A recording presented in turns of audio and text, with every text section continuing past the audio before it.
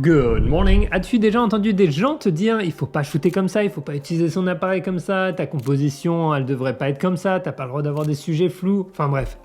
Il y a plein de mythes en photographie que j'ai entendus à travers les années et je me rendais compte qu'en fait il y en a pas mal qui nous empêchent d'être créativement libres et de prendre des photos que l'on aime. Dans cette vidéo on va briser 3 mythes ensemble à travers des exemples concrets et assure-toi de bien regarder jusqu'au bout parce que je vais te partager une petite technique créative qui remet un petit peu en question ce que tu penses des poses longues et des filets. Alors si tu es prêt, on se lance tout de suite.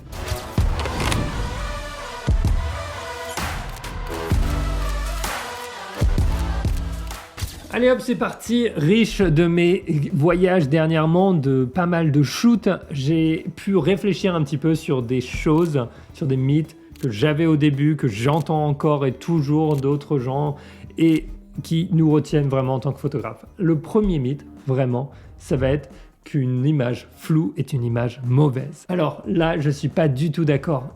Avoir une image floue avec un objet flou, avec un petit peu de mouvement dans notre image, peut apporter quelque chose d'unique à notre image. Pas tout le temps, mais ça le peut. Prenons notre premier exemple dans les rues au Japon. Il y a ce restaurant avec plein de lumière, super joli, et on a des personnages qui se déplacent. Si je prends une photo nette avec tout le monde figé, cette photo reste assez statique. Mais comme je voulais justement qu'il y ait un certain mouvement et une certaine ambiance qui passe dans cette image, j'avais pas besoin d'avoir les gens. Donc j'ai pris cette photo avec une vitesse d'obturation assez lente pour avoir les gens un petit peu flous, pas trop, mais juste assez pour donner cet effet de mouvement. J'ai fait la même chose dans les rues de New York, dans les bouches de métro où les gens sortaient et je voulais justement avoir cet aspect de mouvement. Et un ami photographe, Emmett, qui est extrêmement bon, utilise souvent cette technique aussi, comme tu peux le voir sur cette image avec la fille qui court sur la rue et qui, elle, est finalement un petit peu floue. C'est-à-dire que qu'est-ce qui se passe quand on regarde cette image? Eh ben, on a cette sensation de mouvement, cette sensation que la fille est en train de courir et il y a une certaine, enfin personnellement je vois une certaine insouciance, une certaine liberté dans cette image, alors que si la fille était figée, on se retrouverait avec quelque chose de complètement différent. Et pour pousser les choses un petit peu plus loin, tu peux avoir des photos qui sont defocus, qui sont pas mises au point et qui te donnent juste l'ambiance de la rue sans avoir aucun détail. Ce sont des photos que j'aime beaucoup qui est couplé à d'autres photos te donne vraiment l'ambiance d'un lieu, que ce soit la nuit avec de la pluie ou une vitrine de restaurant avec de la buée ou alors simplement les ruelles qui sont complètement hors zone de focus. Une photo floue, pas nette, peut réellement transformer notre expérience de cette photo. Donc je t'invite à essayer ça la prochaine fois que tu es sur le terrain. Et si tu le fais déjà, dis-le moi dans les commentaires. Maintenant, on va passer au deuxième mythe. Mais si tu ne me connais pas, mon nom est Pierre Tellambert. Bienvenue sur cette chaîne. Je suis un photographe d'aventure et de voyage et le créateur de la méthode de 30 jours pour des photos pro. Une méthode pas à pas qui te permet de travailler sur ton œil de photographe, sur ta prise de vue, sur ta retouche afin de créer quelque chose que tu aimes, quel que soit le matos que tu utilises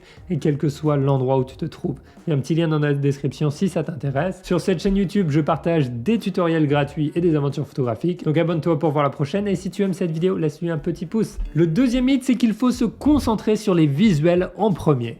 Et là, je dis attention, si tu veux une photo qui a un impact, qui parle et qui partage une histoire, concentre-toi sur l'histoire dans ton visuel en premier. Je t'explique avec ce qu'on pourrait appeler un shoot raté.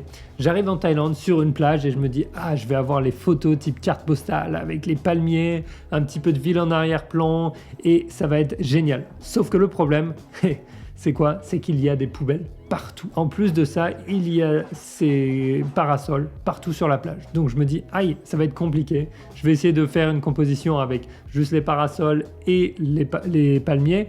Et voilà, on va en rester là. Mais tout d'un coup, je me rends compte que, mais attends, ça c'est ignorer un petit peu le lieu et c'est pas vraiment une documentation du lieu et l'histoire qui est à faire passer ici, c'est justement de montrer ce contraste entre toute la pollution qui est présente, les gens qui sont là, qui veulent en profiter et qui veulent ces photos un petit peu carte postale parce qu'il y avait plein de gens sur la plage qui se prenaient en photo, c'était le coucher du soleil, il y avait plein de choses. Donc, je me suis concentré sur la partie au sol en regardant un petit peu toutes les poubelles qu'il y avait et j'ai commencé à faire deux choses. La première, c'est de prendre l'image large du lieu et la deuxième, c'est d'aller me concentrer sur un morceau de plastique qui est au sol et en arrière-plan, d'avoir des gens qui sont en train de se prendre en photo.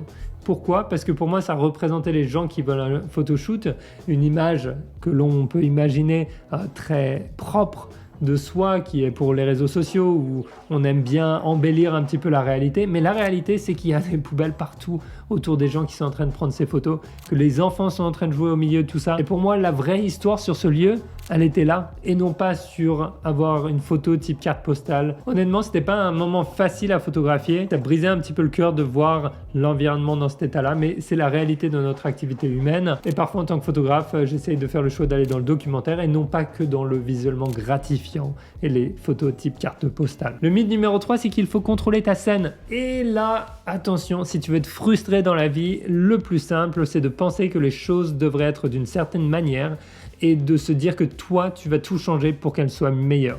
Je suis désolé, mais la vie, elle est comme elle est. L'environnement, il est comme il est. Et oui, on a un impact, mais quand tu es en train de photographier, tu n'as pas forcément la capacité d'enlever tous les touristes qui sont présents à un endroit, d'enlever toutes les poubelles, comme je l'ai montré tout à l'heure, ou retirer toutes les bouches d'égout ou les signes, comme certains aiment bien le faire en post-production. Du coup, qu'est-ce qu'on fait? Eh bien, on travaille avec ce que l'on a, on travaille avec notre environnement. Je t'explique tout de suite avec un exemple. Je suis au Japon, à Shibuya. Il y a un restaurant thaïlandais avec écrit Bangkok at Night, et en dessous de ce signe, il y a le restaurant. Le problème, c'est que sur le terrain, en fait, il y a beaucoup de gens qui passent. Il y en a plein qui n'arrêtent pas de passer. C'est vraiment un endroit busy, j'ai envie de dire. Et la photo qui paraît la plus évidente, ça va être de prendre une photo de l'ambiance. Sauf que personnellement, je ne voulais pas avoir le restaurant qui est en bas. Donc, qu'est-ce que j'ai fait? J'ai regardé qu'est-ce qu'il y avait. Et là, je vois qu'il y a une rambarde d'escalier qui descend. Et que la rambarde va peut-être pouvoir m'aider dans ma composition. Alors, pour ça, je prends mon appareil et je me colle à la rambarde complètement. Et là, qu'est-ce que je vois? Ce que je pensais, c'est que la lumière se réfléchit sur la rambarde et je peux faire abstraction du restaurant qui est dans la partie basse de mon image. Grâce à ça, je peux quand même garder peut-être une personne qui passe juste en silhouette sur le côté pour montrer que c'est un lieu vivant. Mais vraiment, ce qui était intéressant, c'était de travailler avec cet environnement et non pas essayer de le changer, mais simplement utiliser les éléments qui sont présents pour arriver à quelque chose de fort. Et pour ça, bon, j'ai pris la photo avec la rambarde et après je me suis même amusé à utiliser un de mes filtres cassés pour créer un autre reflet dans mon image qui accentue encore plus l'ambiance avec le signe qui se reflète dedans. C'est une technique, notamment avec le filtre, que j'utilise souvent, que j'ai utilisé dans mon shoot la dernière fois à Nakano avec une de mes photos préférées dernièrement, qui me permet vraiment de travailler avec l'environnement sans le modifier, juste en faisant abstraction de certaines parties. Et une autre technique que j'ai utilisée, c'est quand j'étais à Bangkok et que j'arrive dans cette petite ruelle un petit peu bizarre, je dois le dire, avec beaucoup de lumière, il y avait plein de gens partout et je me dis tiens, je vais essayer de capturer l'ambiance, sauf que lorsque je prends ma photo avec une vitesse d'obturation qui bloque tout, c'est-à-dire qui fige mes sujets, qui est nette, le problème c'est que je me retrouve avec trop d'informations, trop de choses dedans.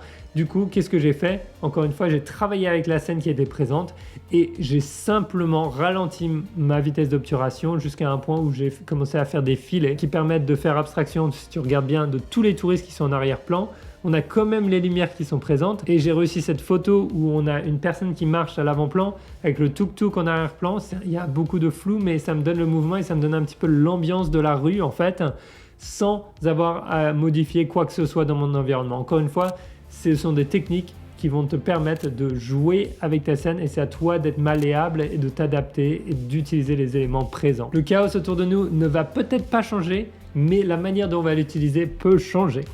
Et je t'ai promis un bonus et en fait, ça va être de prendre ces photos au filet dont je te parlais tout à l'heure, qui ont été d'ailleurs prises entre 1/3 de seconde jusqu'à 1/25e de seconde en fonction de la vitesse du sujet. Et c'est de faire l'inverse. Le bonus, c'est ça. Si tu me regardes bien, qu'est-ce que je suis en train de faire là?